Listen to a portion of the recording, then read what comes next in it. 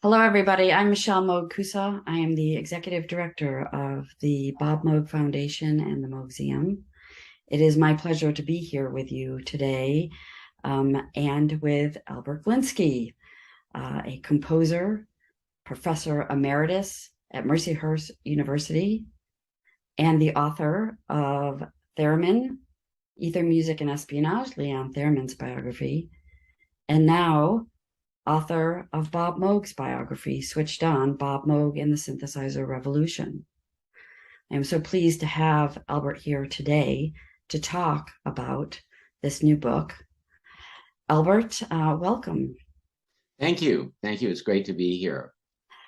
I was thrilled to see that the first review of the biography has come out, and that from The Wire, and their synopsis was essentially a book to savor and return to, which is certainly how I felt when I read the book. I know I have read it once, and I will probably be reading it 10 more times to try to fully absorb all the fascinating information that it contains. So congratulations on a glowing first review. Oh, well, thank you. Yeah, I was thrilled to see that. I bet. Mm. So let's jump right into some questions about, how the book evolved and the processes you went through to create it. Let's start off with how did you know Bob before the two of you actually met? Well, my first knowledge of Bob came when I was in high school, and I can date it to a very specific time. It was December of 1968. I was a junior in high school, and my mother had a habit of cutting out articles in the New York Times, which we got regularly. We lived in New York. I grew up in Greenwich Village, and these were articles that she thought I would be interested in. Because I was an aspiring composer and musician, even at that point. And she cut this article out and showed it to me. And she said, I thought you'd be interested in this because there's this man, Robert Moog, and he invented something called a synthesizer. And this article was, of course, Bob's introduction to the world really on a large scale. It was the first time his picture appeared in the New York Times, and it was, of course, in connection with Switched on Bach, which had just come out. And so there was this very prominent picture of him, and I'm sure at the time I ran out and bought Switched on Bach because I do have the LP, the original edition when it originally came out. So that was my first introduction to Bob. And an interesting kind of coincidence is that the photo on the front of my new biography of Bob is that same photo that I saw when I was 16. I've always loved the photo because Bob has kind of a twinkle in his eye and he looks very handsome, and he is in front of his modules, and he looks very natural and wonderful. And so it kind of has come full circle a little bit for me. And so I'm really thrilled with that idea that now it's on the front of the book. So that was really my first introduction to Bob and his work. That's a pretty amazing story and a really fascinating full circle. So, how did you actually first meet Bob? Well, there was a long period of time in there, I guess, between high school and when I was in a PhD program, several decades. And I had been through a bachelor's and master's degree at Juilliard, and as a composer, I was not really working with electronics most of my those formative years. I wrote, have written symphonies and string quartets and piano and violin music and things like that. But when I got into the PhD program at NYU, my concentration became electronic music, electroacoustic composition, and synthesizers, of course. And when it came time for me to do my PhD dissertation, one of my professors there thought, well, you really need to talk to Bob Moog. And so he connected me up with Bob, and we had our first phone conversation and talked about a lot of things, and it was really wonderful. And then at the point where I was writing the theremin book, it made perfect sense, of course, to contact Bob to interview him, because his work is so intimately connected with the theremin, and you couldn't write a book on Leon Theremin without having a major section on Bob Moog. So we talked, and I did at that point a pretty extensive interview with him. And then I asked him, when the book was nearing completion, would he be willing to write the foreword to the book? Because, of course, that makes perfect sense, too, that he would be the one to write the foreword. And he very graciously agreed to do that. And so he wrote the foreword, and that, of course, gave us the opportunity to go back and forth about that. And he vetted the section on himself, obviously, before publication. And so that's when I got to know him better. Then, of course, we connected at a theremin conference, and were able to hang out more. And then I brought him to my university when the theremin book was about to come out. And it's funny because it was supposed to be a big event that I was staging at the university and in the local community in celebration of the fact that the book was being published. But the scheduling of it worked out that it was in March, and the book came out later in September. So we didn't have a book, but we did have kind of a pre-celebration. And we brought Bob in, and I had co-curated a whole exhibition at the local art museum here on electronic music and electronic musical instruments and synthesizers. So we had theremins, we had a mini Moog, we had a modular Moog, and so it made perfect sense to bring him in. He gave his standard lecture on electronic musical instruments, and then he was part of all of the other events we had, concerts and talks, and it was really wonderful. We brought Lydia Kavanagh in from Moscow at the time, where she was living, and she performed, and he was part of everything. So we had a lot of chance to hang out at that point. Eventually, when the book did come out, one of the things I did with Bob was to do a book signing in Buffalo, of all places, which was really neat. So we did that together and had more chance to hang out. So those are some of the connections I had with Bob in the later years. That's quite a lot. I'm so glad you were able to spend that kind of time and experiences with him. So what was your impression of him as a human being?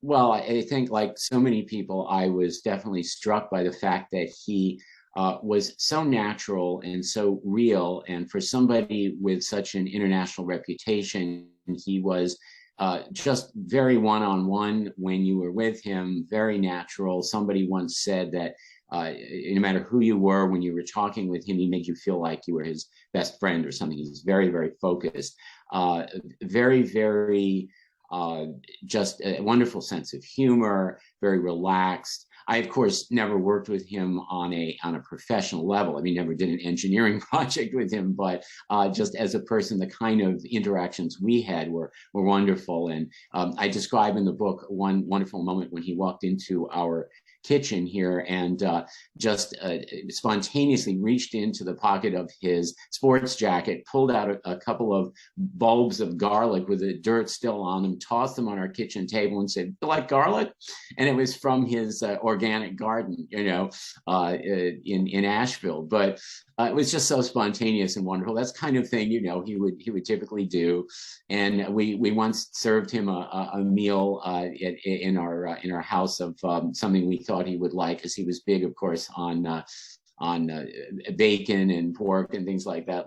Love that sort of thing. We served him a pasta con funghi recipe that has bacon in it. And I still remember him sitting at the head of the table and saying, "Ah, comfort food," So this is this is sort of part of the way I knew Bob. So yes, obviously, you. I don't know if you sensed you were in the presence of genius. A lot of people did, I'm sure, when they were in the lab with him. there was that, but I think he didn't project that consciously. He was just very real and very gracious, always with other people's hospitality and that kind of thing. That's the way I saw him, and I'm sure we have many discussions about electronic music, but that's sort of, I guess, a major impression that I can take with me. Yes, that resonates with me as well. I'm sure. So, when I approached you in 2009 and asked you if you would consider writing Bob Moog's biography, and you did accept, but what motivated you to accept such a large project? Well, I guess several things. I mean, I was coming off the Theremin biography, and one thing that you had told me, of course, was that Bob very much liked that biography and would buy extra copies and give them to his friends and make notations in the margin of favorite parts and all of that. And so there was that incredible connection. And I had had such a great ride and still am having a great ride, I think, with the Theremin book in terms of just media and appearances and people interested in the subject still, and lectures and all sorts of things. And so the idea of a sort of sequel was interesting, and of course Bob being so connected with the Theremin, it was sort of almost like the next step. But then, of course, the obvious reason, I think, is just that how many people get asked to write the biography of Bob Moog. So, it kind of came out of left field. I wasn't really expecting it, but it was really kind of thrilling. So, who would say no? I mean, someone in my position certainly wouldn't. And it was a very exciting prospect. Of course, it was thrilling. I was very honored. And so I always like to say, Bob, one of his favorite expressions, of course, which is in the Figelisad 2004 film Moog, where he's sitting on the porch swing and he says, "I got into electronic music like somebody slipping backwards on a banana peel," as if to say, it was a lot of surprises. Well, electronic musical instrument business, I think, is what he said. But the idea that he didn't plan specifically for that, but it happened, and the next thing he knew, he was, famous and had started a whole industry. But it kind of just happened to him. So I always like to say that I started writing Bob Moog's biography like a person slipping backwards. I just slipped backwards on a banana peel, because there's so many people that have known him so intimately over the years. And so to be somebody who was chosen for that honor was really thrilling too. So, as I say, it was unexpected. It was certainly, something I wasn't expecting. So it was very exciting. It's one of those phone calls. We all have phone calls, I guess, in our life that, oh, you won the lottery. So it was one of those phone calls, I guess you could say. Well, I for one, am very grateful that you stepped up to the plate and embraced the project with everything that you had. Well, thank you. Well, it's been a thrilling journey, I have to say. It's really been quite exciting, a real labor of love. So, what else was happening in your life when you were asked to write the book? I mean, this is a big project, so you had many other things going on. What were they? Well, yes, again, I was kind of not really in author mode at that point, because the Theremin book had been out for a while and I was still doing activities with that. But I was, of course, a full-time university professor. My children at that time were approaching college. They were finishing up high school, and I did a lot of activities with them. We traveled all around. So I was very involved in that. And I was also just coming off a musical commission from the Pittsburgh Chamber Music Society, where I had been commissioned to write a string quartet in honor of the 250th anniversary of the city of Pittsburgh. And it's a very elaborate work, about a half an hour long, in 4 movements, and it traces the whole history of Pittsburgh from the early Native Americans who were on the land to the modern shining city that we know today. So I had done a lot of historical research for that. So I was kind of coming off another historical project, but something very, very different. So it was that, and it was my full-time university teaching position, and my children being at a point where they needed a lot of attention for college applications and starting to think about SATs and all that. So, not to mention just our domestic life. So a lot of things are going on, but it didn't stop me from saying, yes, let's go with Bob's biography. Just great. Well, thank you. So I mentioned that I asked you to write the book in 2009, and it wound up being a 12-year process for you. Can you share a bit about what that 12-year process was in writing the book? Oh, absolutely. It took that long because, well, one doesn't just, sit down in a couple of years and dash off something like this. This is so complex. I have to just add that my wonderful wife, Linda Kobler, was by my side, has been through this whole project. And so we always joke that it's really 24 years because it was 12 years of her life too. And she has been my excuse me, my assistant and in every possible way, and editor, and vetting everything, and making suggestions and all sorts of things, daily conversations on walks, talking through all sorts of ideas and debating things, and how should I handle this particular aspect of Bob's life, and how should I handle that, and excuse me. So it really was quite the process. Well, it always starts, I guess, with you, of course, have to familiarize yourself with the topic, very much so. And I had some familiarity, but nowhere nearly what you would need to be a biographer. And so having been a biographer previously of Leon Theremin, I had a lot of experience with that, but I knew what was involved. So the first thing was archival research. So as you know, we came down to Asheville, and you very graciously opened up archives. And so the archives themselves at the time were just incredibly extensive. And so Linda and I went through boxes and boxes and boxes and everything that was available. And we photocopied so many well, I would say most of the documents we found, except for things that wouldn't really have been relevant.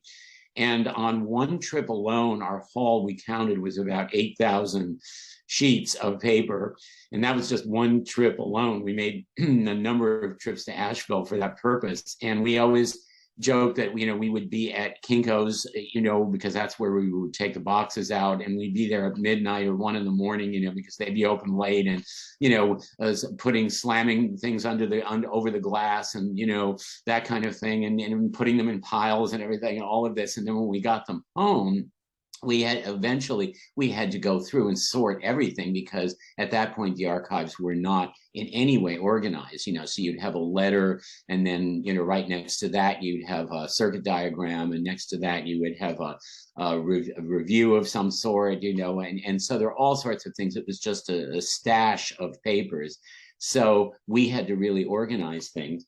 And so they wound up, I have, of course, many electronic archival files as well, but the paper files filled up about 40 plus ring binders, which go through chronologically from Bob's early years, really from 1934, from the year of his birth, all the way up through pretty much to the present time. It didn't stop at his death in 2005, because there were many articles and things written after that, and all sorts of things after the fact. So these books formed a kind of a foundation for starting to storyboard this and plot everything out and figure out how it was all going to work. So that was one very important thing. And then another part of this, of course, which was very important, were the fact that I had to have all these segments, research segments, documents, docs, I guess you could say, on my computer that covered a whole host of subjects. so you start also with that. So, I have obviously a very extensive doc just on Keith Emerson, let's say, and that might be 30 pages of a Word doc or something, and inputting, sort of sucking in information from all different sources, so that it's all in one place, and you can do word searches and subject searches within the document. So I had scores of those types of documents, one on the Beatles, one on Bob's corporations, and then probably sub-files on specific, just Big Briar alone would be another doc, and all of this, so that I could kind of lay out all the elements that had to go in, because there's so many elements, you can't forget anything, and it all has to be in there. But then another very important part of this, of course, is very significant, were the interviews with living subjects. And so there were probably about 65 of those, and many of those went over a series of, well, I shouldn't say series, several days. And they were long, or hours long. The longest one that I did was with you. You may remember you very graciously visited us for a 4-day weekend, and it wound up being 13 hours of your interview. And that was only one interview that you did, because when we were down in Asheville, we would be, holding up the voice memo on our phones in a car while you were driving us from one location to another, and you would be giving us some anecdotes, or over a kitchen table, and there are other times. So really, that yours was the most extensive, of course, which is obviously very fitting. You recounted so much; it was fantastic. But I had hours-long, days-long interviews. You remember we together went, three of us, you and I and Linda, went to Cleveland, Tennessee, to Dave Vancouvering, and that was a 2-day interview over 2 days. Very extensive, and so things like that. So when I say 65 interviews, I don't mean 65 half-hour little so tell me what you remember about Bob Moog. These were very, very extensive interviews. I sometimes did multiple interviews with people. Jim Scott comes to mind, because I would come up against, even in the later stages of writing the book, technical things that were a quandary. And so I needed to reach out to him again. Same thing with Bill Hemsath, people like that who had such extensive technical knowledge. And I needed to be able to pick their brains yet again. I would look at their interview and go, oh, I didn't cover that, and I need to know. So I would bother them a second time. So many of those 65 interviews really have sub-interviews attached to them. So that was extremely important. And then as I started to assemble everything, I had research assistants. I was, the university granted me a research fellowship that went along with my teaching, and that allowed me research assistants, student assistants, and they were very helpful because they were from different departments in some cases. So I had one research assistant who was specializing in areas of international business and international,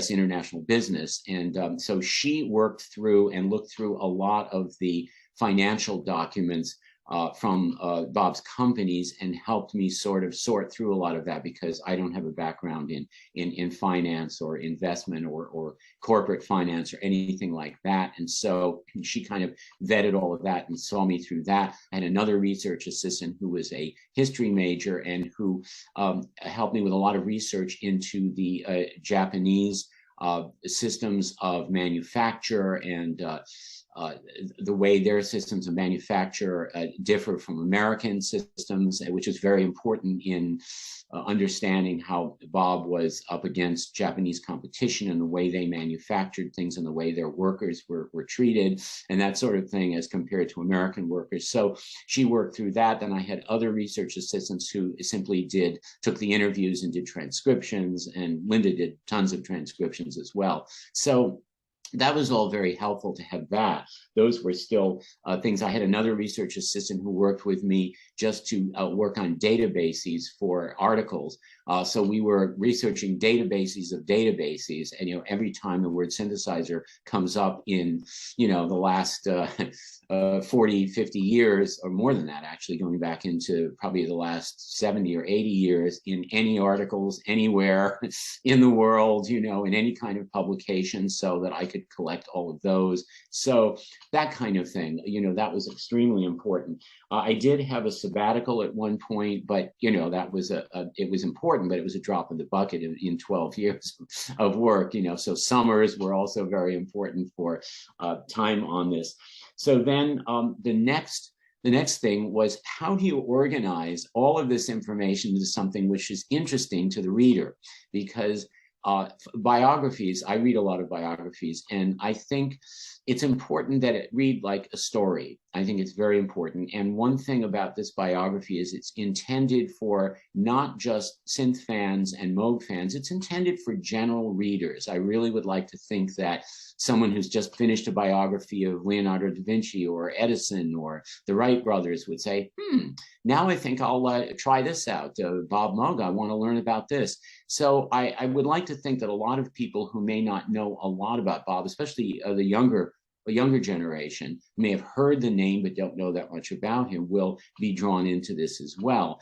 And so it does have to read like a story, not fiction. It's all very, very slavishly researched. It's very, very accurate, I would say.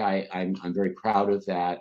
Everything, I can back everything up with documentary evidence, all those thousands and thousands of pages of corporate documents and letters, everything I could get my hands onto, private archives from people that I interviewed, all sorts of things. So there's a lot of myth busting in this as well. A lot of people will see things that they assumed about Bob's career, that or people who he worked with, that may not have been entirely accurate. One problem is that things go from book to book to book.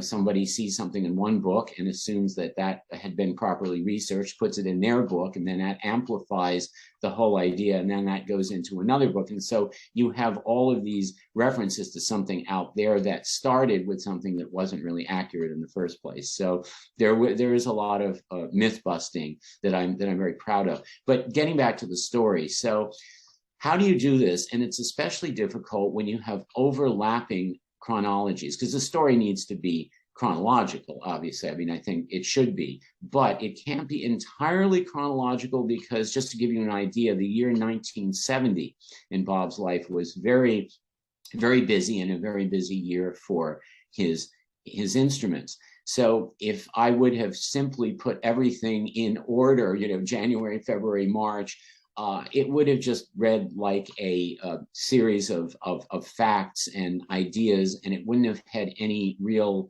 flow or interest.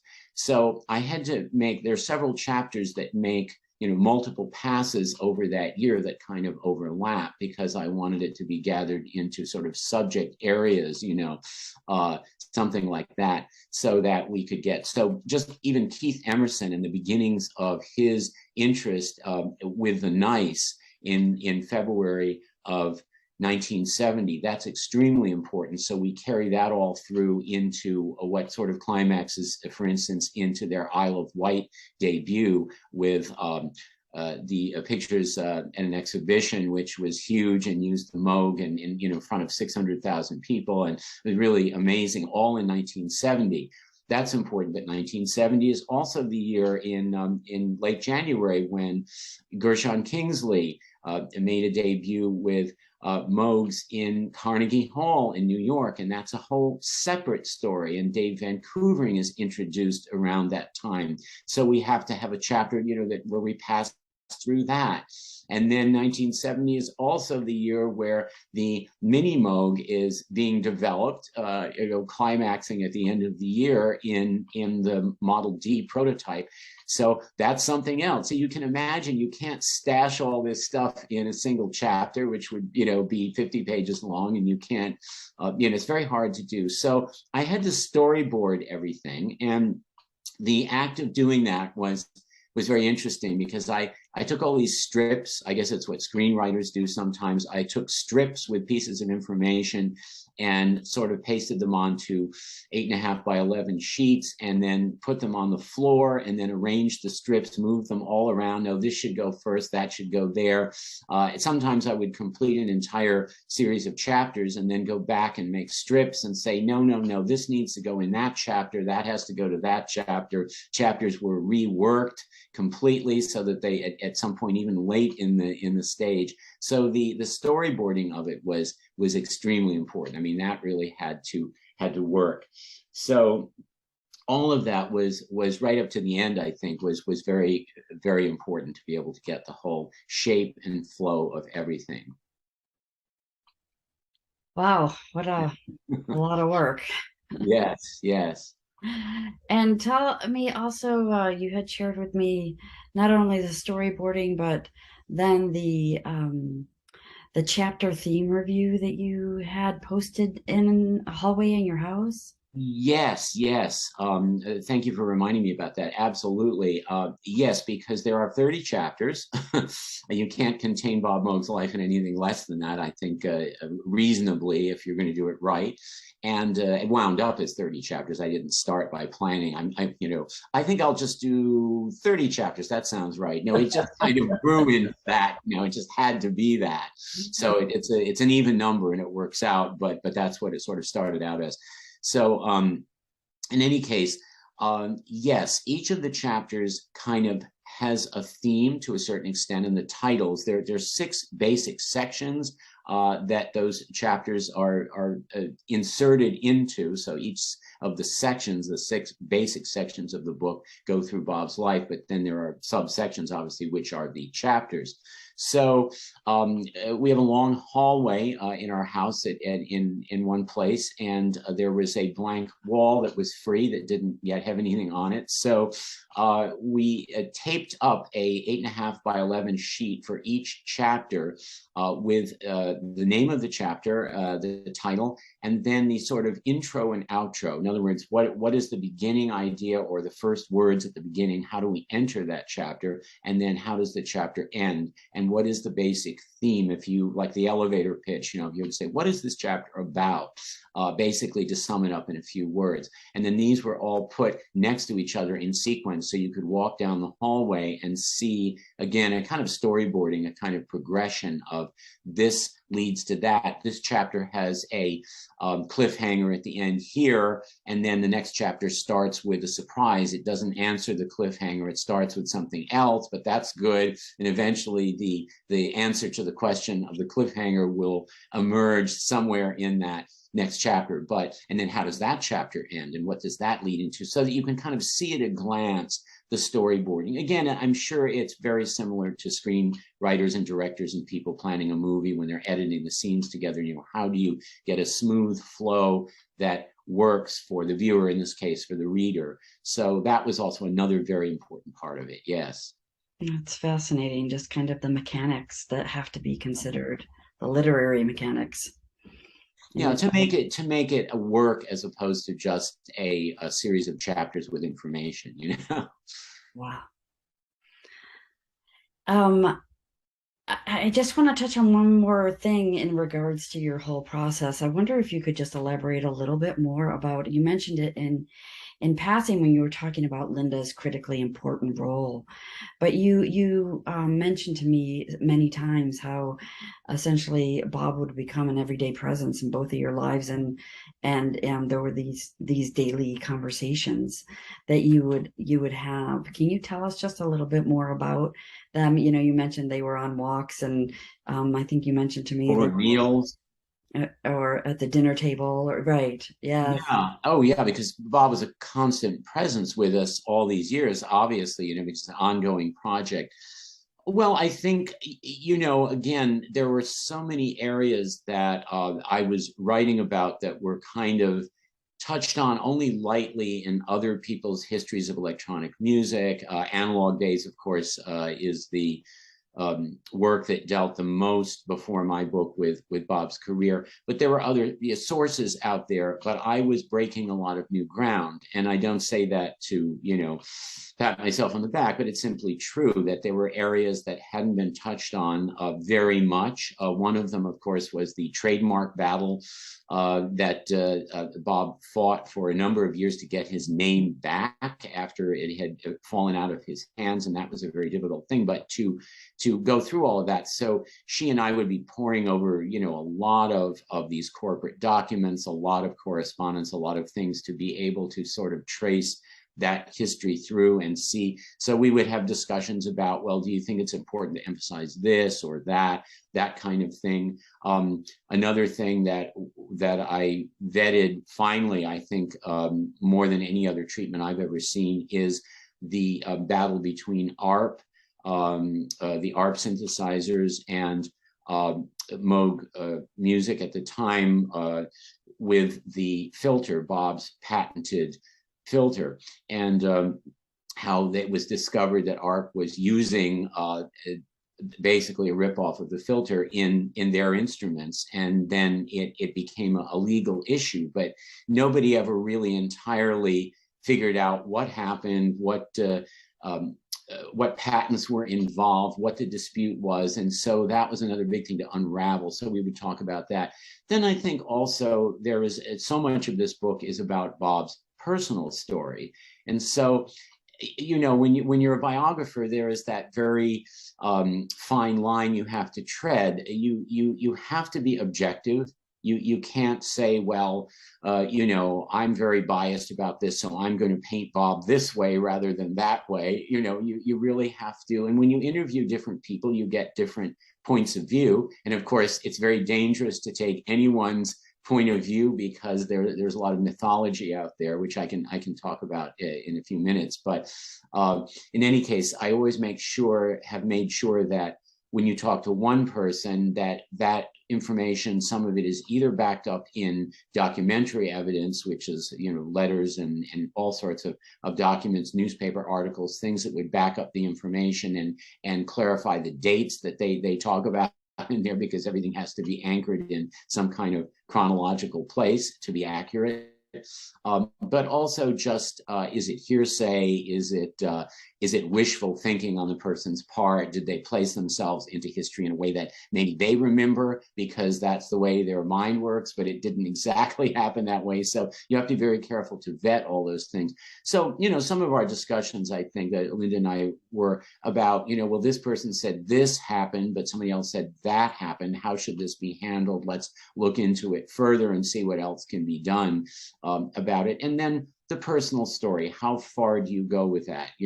Everybody has unfortunate episodes in their life. Everybody makes mistakes, so how far do you go with revealing, gee, that was really bad judgment on Bob's part? Do you put that in, or do you say, I don't know, that probably doesn't put him in a very good light? But my feeling is that a story is more poignant, and the ending of the book, I think, and Bob's death becomes more poignant and more real when you don't just see Bob as sort of whitewashed as the shining, knight on the white horse that is a perfect person, but you see some of the mistakes that they made and the problems that they had, and maybe bad judgment and things like that. But then when it all comes out in the wash in the end, you have a complete human being, someone who you really feel, I hope at least the reader will feel, that they knew, or they felt like they were part of his life because they witnessed it. They were the fly on the wall in so many points of important development in his life. So those were other things I think we discussed. How far do you go with this? How much should I leave that little episode out, or is that episode not particularly important? I had a lot of things that were in there originally, stories, not even by Bob, but other people, of some of the crazy things that went on in the factory behind the scenes. When the supervisors weren't looking. Hey, let's play this practical joke on that person, and I thought they were really funny. But Linda would come along and say, I don't know. Does that really important to the story, or is that just a crazy diversion, and is it not really important? So a lot of that stuff wound up on the cutting room floor, these things. But we talked through everything, and she really helped me vet it. As somebody, she's a voracious reader, and she reads all sorts of things. So it was always very helpful. She was really my ultimate editor as I was writing, because she helped me very much with all of that, and also vetting facts, facts about things maybe that don't necessarily relate to the synthesizer or electronic music, but historical things, and making sure those were also right. This book goes into all sorts of areas. I think there is a section that talks about your mom, Shirley Moog. Well, I mean, she goes all the way through the whole book, but there's a part that deals with early feminism and that whole idea that women in the 1950s and 60s were expected to be housewives and mothers, and what this did in terms of her role in Bob's life and the family life, and Betty Friedan's groundbreaking work, The Feminine Mystique, which comes into the book too, very surprisingly, but it's there, and it's very important. So things like that, how far do you go with that? Is that a distraction, or is that central to the story? And we thought about it, and I think decided that yes, this is pretty central to understanding Shirley Moog. And I also wanted this to honor her as well, in all of the years that she sacrificed in so many ways to help Bob in his career and the family and all of that. So, there are these other characters in the book too that are rather important. So I guess it's a very long-winded answer to what kinds of things did we discuss, but you can imagine it goes on and on and on, Yes, I imagine. So you have a very interesting choice for the person who wrote the foreword to the book. What did it mean to you to have Francis Ford Coppola write the foreword? Well, first of all, I thought it was very appropriate because the foreword, I think, of a book is often written by someone who has some kind of connection to the history, but maybe not somebody who is a prominent character in a presence in the book, because then it also becomes an endorsement a little bit of the people who appear frequently in the book. I wanted it really to be someone who was connected very much to the Moog story, and in this case, yes, Apocalypse Now has a groundbreaking score by Francis's father, Carmine Coppola. And the story is, of course, in the book. It's quite fascinating how the Moog played such a major role in taking what was originally just a typical soundtrack orchestral score and translating it with a group of synthesists into a synthesized score that evokes very much, I think, the kind of drug-laced world of the characters in Apocalypse Now and their journey in Southeast Asia under horrific conditions.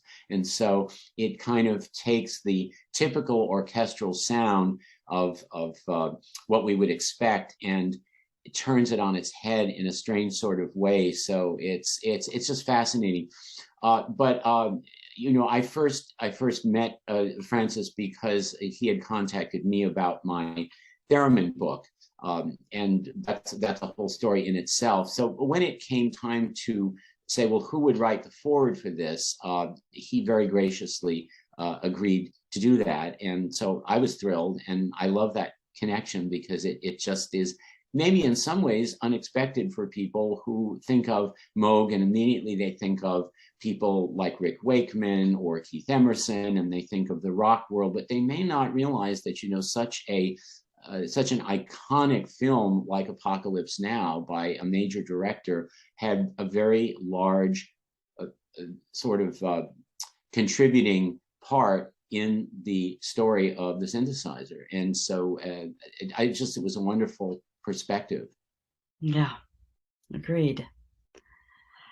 What did you find to be the most challenging part of writing the biography, or kind of piecing it together? Um, well, I think to sort of draw some of the threads together from the things that I've been talking about already.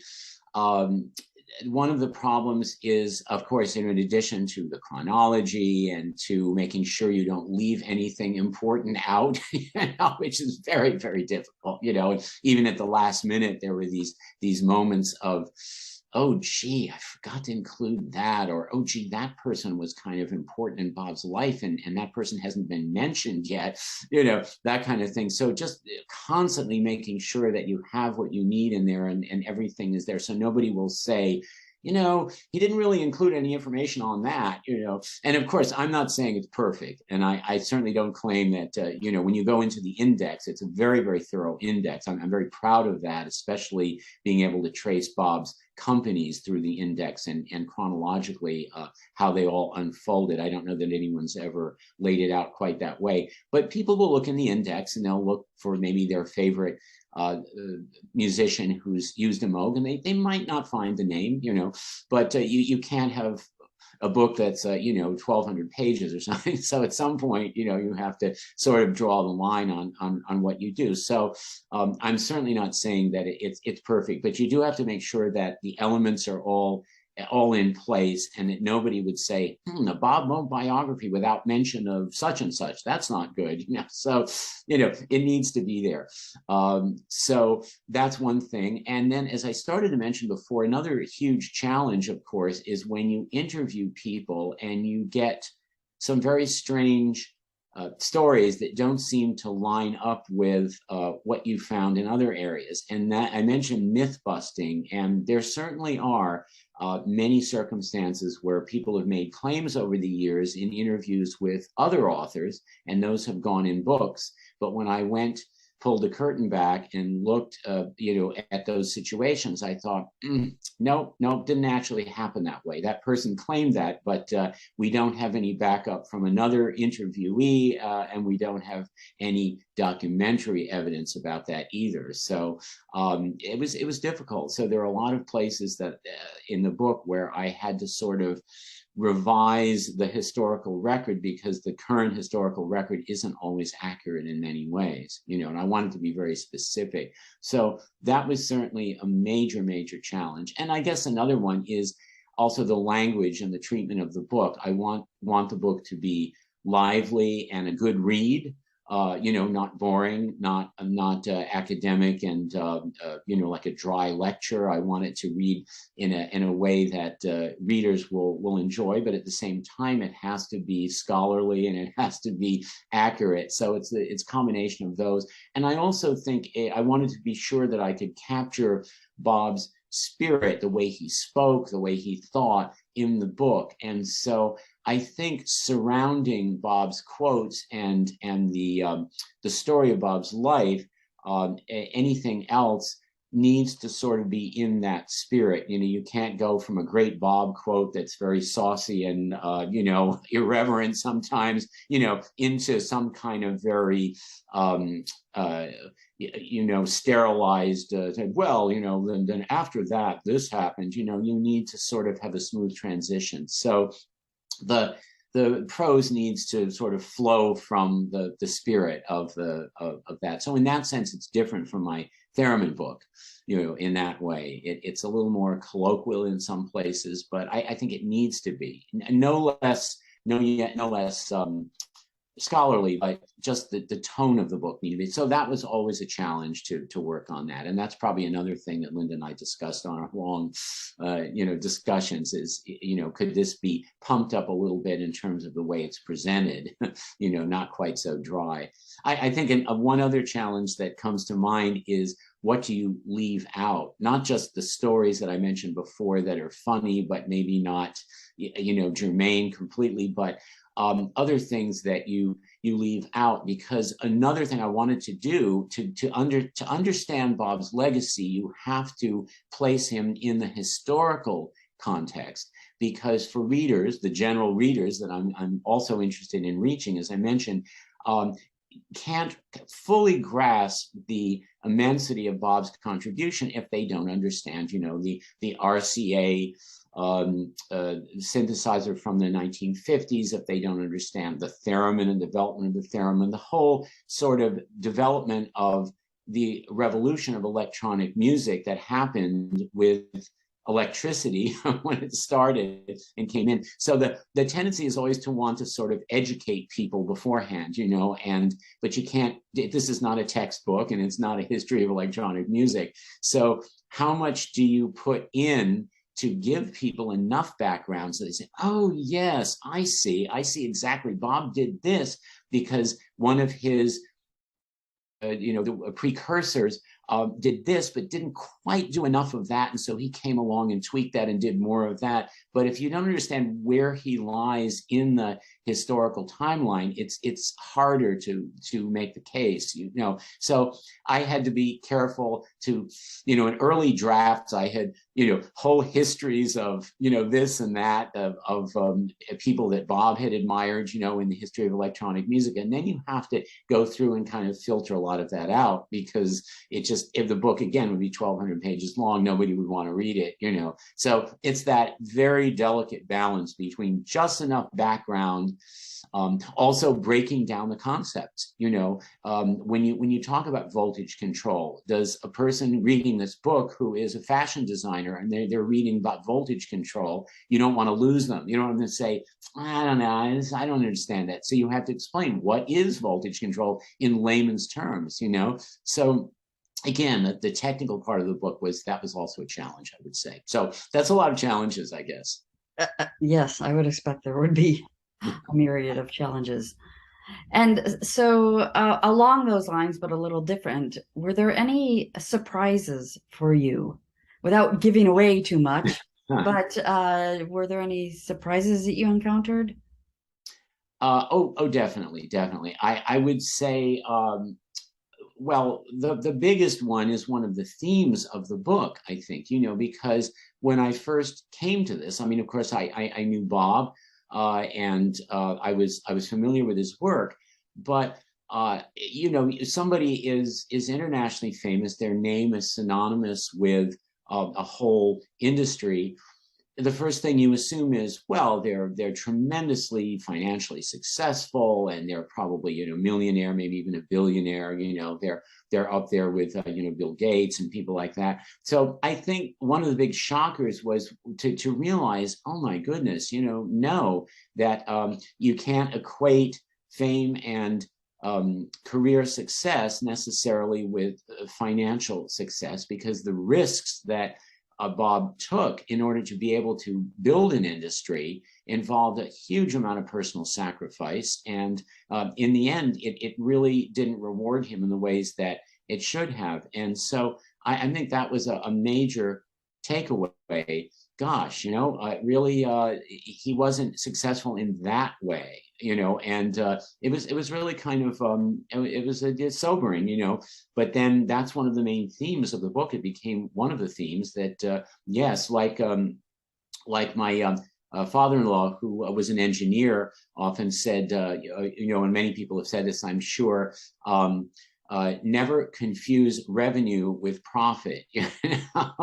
So you can make a lot of money with your product, but when it gets put back into R&D and advertising and hiring a staff, and in Bob's case, thousands of parts that go into these instruments, it's not like making T-shirts. I mean, this is every synthesizer has so many parts to it. All of this. In the end, the bottom line is not always terribly satisfying. So that was really quite the revelation.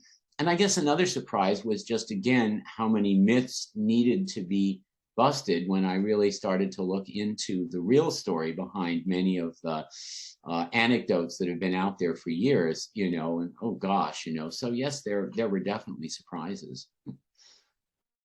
I imagine. So here we are, as we are talking today, on the eve of the actual release of Switched On. I wonder how that feels for you after such a very long, intense, and involved journey with this book. Well, it's tremendously exciting. I would be lying if I didn't say it wasn't. What takes your breath away. It is very exciting. I still haven't, at this point, on this very day, as we are here, September 9, have not held a copy of the book in my hand yet. So I'm very pleased that there's been a lot of attention ahead of the official release, but it would be nice to actually hold a copy of the book to know that it's real, that it actually exists somewhere. But it is thrilling, and it will be the beginning of a wonderful journey, I'm sure, just like the Theremin book, and perhaps even more so because Bob has much more of an international following than even Theremin, So it'll be a wonderful, fun journey.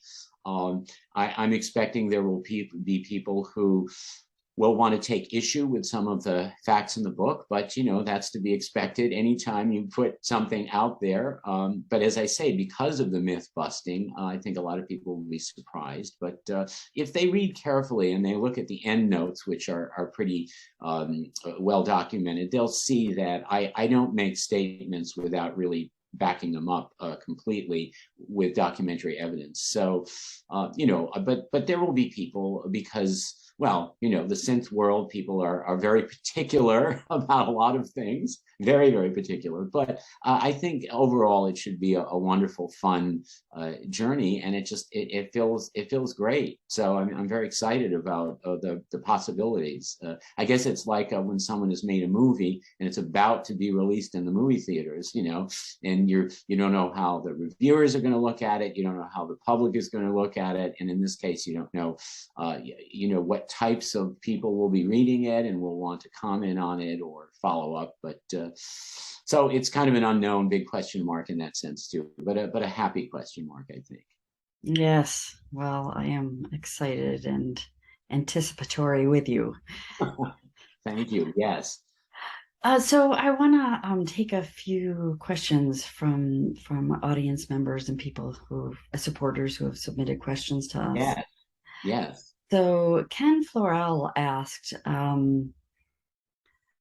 knowing Bob's tendency to be humble, do you think he ever really understood just how influential or important his creations were to the world of music?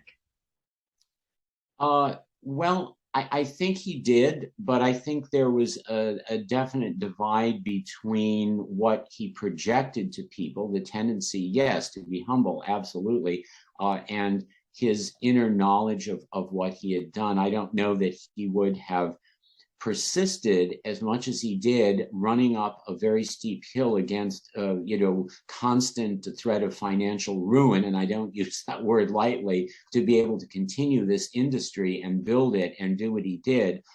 If he didn't understand that, because if he felt, well, yeah, I guess it's okay, I did something, he might have thrown in the towel early on and done like he always said, threatened to go work for Bell Labs or something as an engineer. So I think he was always determined. His love of what he was doing was always behind it, and that was a driving force, his passion for what he did. But I think he knew that he had to. One of my favorite statements that he made, and this I mentioned this in the book, when he saw that original photo that now appears on the cover of the book that was in the New York Times, he said, I love this, he said, when you see yourself looking out at you from the New York Times, you figure you must have done something pretty important.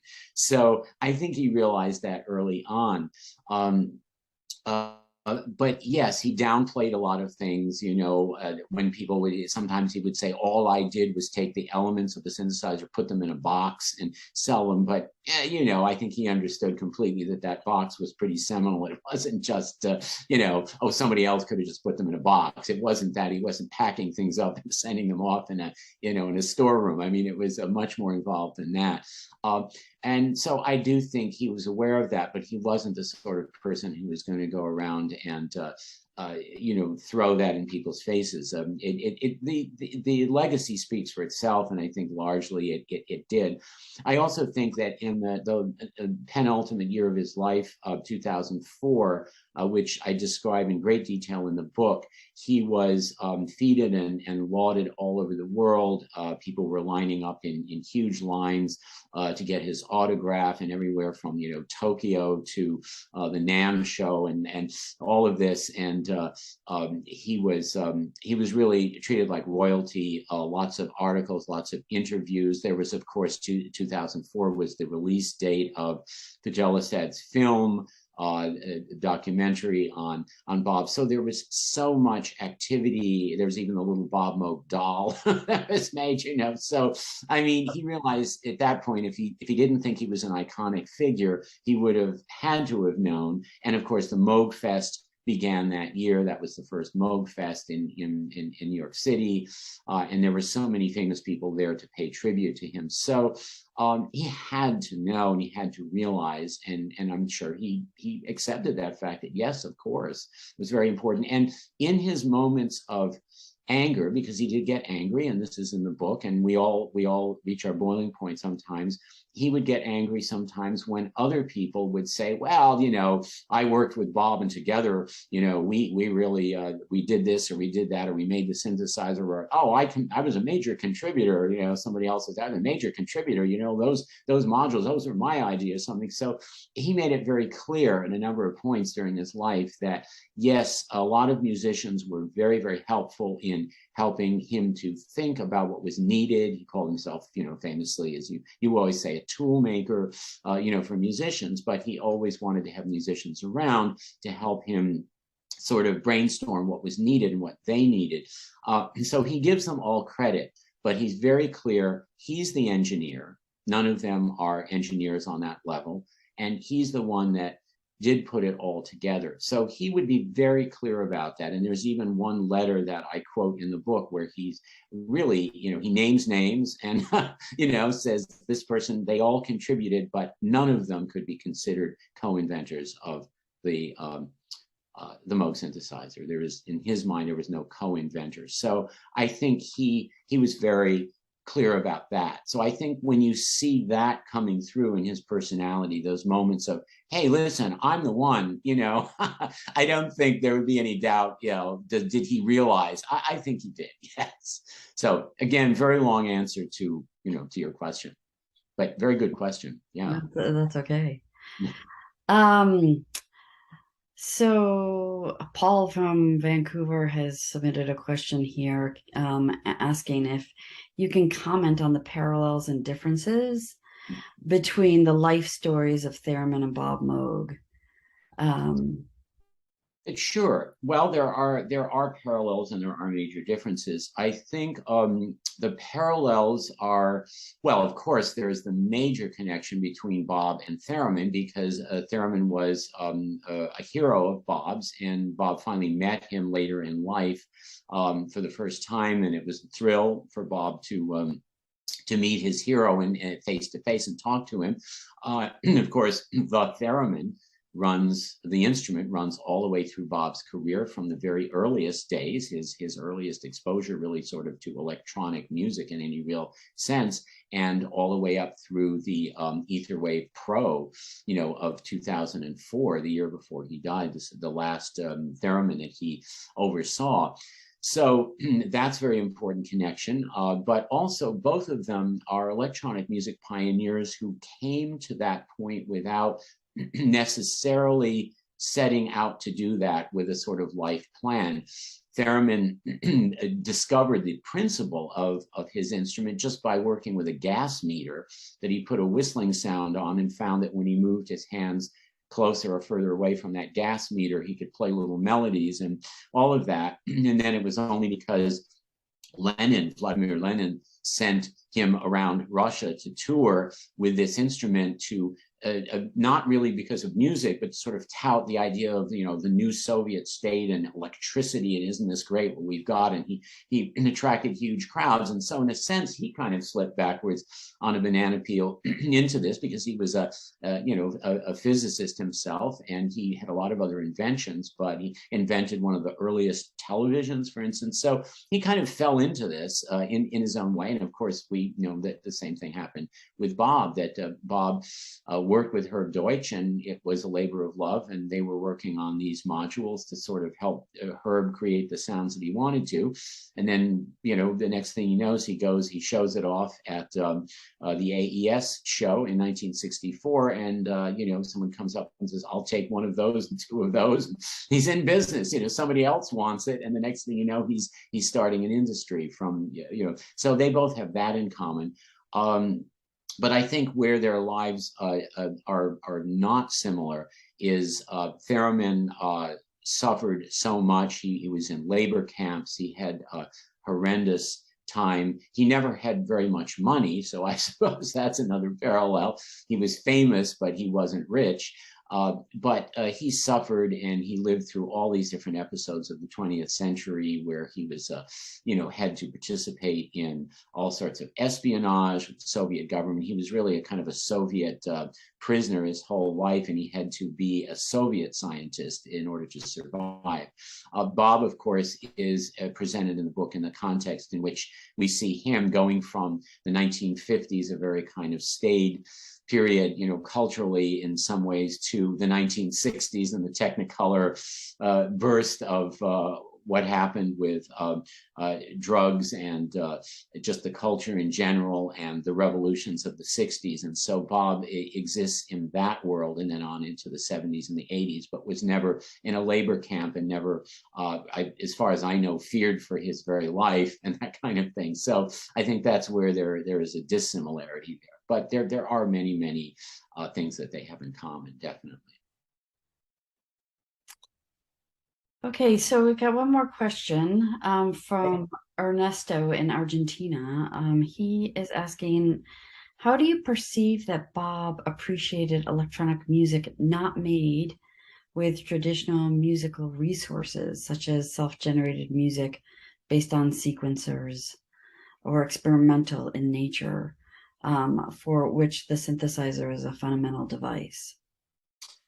Well, I think if I understand the question correctly, I think that we're talking perhaps about the difference between live performance and like musique concrète and things that are assembled ahead of time into electronic compositions. Sequencers can be used, of course, in both contexts, but Bob from the get-go was very interested in live performance as well as using electronics for composition sort of behind the scenes. So again, if I understand the question correctly, I think in this case, Bob was very much interested in the musician, and the musician, therefore, not necessarily the composer, the musician using his instruments as tools for live performance. And of course, the very seminal 1969 Museum of Modern Art Jazz in the Garden concert that's presented in great detail in the book.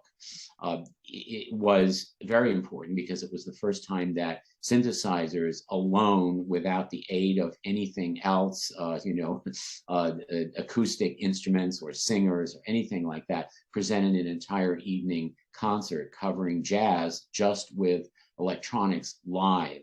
So I think that was a great interest that Bob had. And of course, in one way, it culminated in the MTS keyboard, the multiply touch sensitive keyboard, which was a labor of love later in his life, essentially a one-off, although there were several of them made. The idea that he wanted to get the same kind of subtleties of touch on a live performance keyboard with different finger motions and different dimensions, because he loved acoustic instruments. And like on the piano, you can get so many different types of tone just by the way you hit the keys, almost infinite. And the same thing he talked about, a violinist gets different types of tone with the way the bow is angled and the way the fingers are angled in the vibrato and all these things. So he felt that, why should electronic musical instruments just be, you press the key and maybe you have some touch sensitivity, but that's it. But what about, sort of touch sensitivity on steroids, something where the slightest little, variation in finger motion creates all these subtle sounds. But again, that's live performance. And his work, so much of his work in Big Briar in his later years was for controllers. And yes, of course, you can use controllers when you're recording something on tape and then, you have a finished composition, but controllers also in real time, live, like ribbon controllers used, the way Keith Emerson used the Moog ribbon controller live. So I guess, again, I mean, I'm not sure that I answered that question entirely, but I think it is essentially synthesizers for him were largely not just studio instruments, but live performance instruments that could be manipulated in different ways during live performance. Wonderful. All right, Albert. Well, I think we have reached the end of our time. I thank you so very much for taking the time to talk to us, to lend some really fascinating insights into, your whole process around the book and the book itself. I thank you also from the bottom of my heart for taking on this project, both you and Linda. And as you've mentioned, she was such a critically important part of this. I witnessed that myself. And so I would like to make sure that everyone understands the kind of support that you had navigating this huge project. Well, I do want to also thank you, first of all, for that initial, you won the lottery phone call in 2009, which started the whole project, and for your incredible support and the support of the foundation, of course, and just everything that you've made available. When I say support of the foundation, I mean, opening archives and connecting me with a lot of people that I interviewed that I might not have had a personal connection to.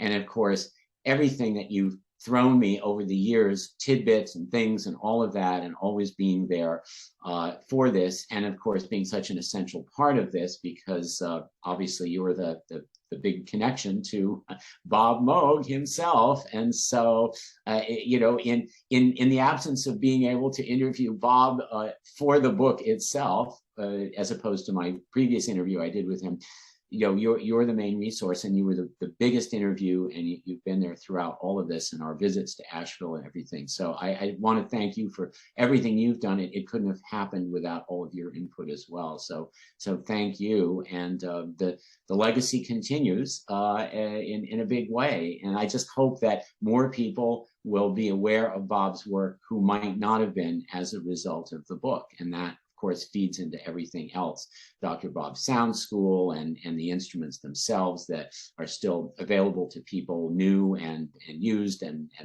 all of that. So yeah, very much. Well, it was a pleasure and honor to be involved, and I'm thrilled that the story is now, will become part of the public consciousness, because as you know, my mission was to have Bob Moog portrayed as a complex and nuanced human being, and not just as the guy up on the pedestal who invented the synthesizer. That is, of course, very important, but the rest of his life and work is as well. So thank you again from all of us at the Bob Moog Foundation for your incredible work on this project. And I hope that we can meet again and talk in 6 months or a year when the book is out there, and maybe dive in a little bit deeper. Oh, would love to do that. That'd be great. Well, Great. thank you so much, Michelle. It's been a pleasure all around, and a pleasure to talk to you today. Yes. Thank you, Albert. Bye-bye. Thank you. Bye-bye.